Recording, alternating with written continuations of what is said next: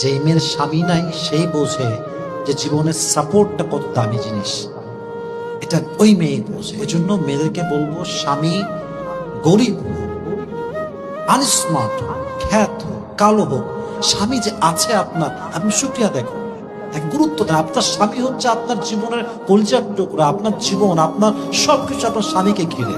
স্বামীর খেদমত করেন, স্বামীর মূল্য বোঝার ট্রাই করবেন। প্রত্যেকটা মেয়েকে এটা বোঝার তৌফিক দান করুক, সকলেই মন করে পড়া আমিন।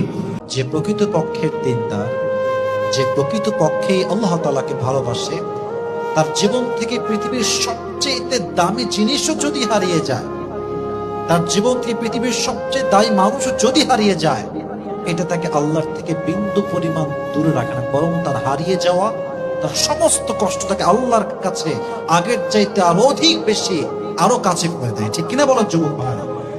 বউ ভালোবাসলে মানুষে বলে বউ পাগল, এরকম কথা আমাদের সমাজে আছে না? আছে না নাই?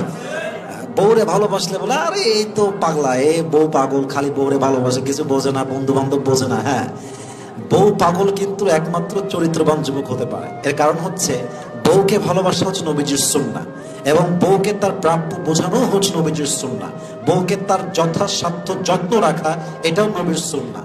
তো যেই পুরুষকে কেউ বলে যে সে বউ পাগল, এটা বড় সৌভাগ্যের বিষয়, কারণ সে নবীর সুন্নাহকে আদায় করে।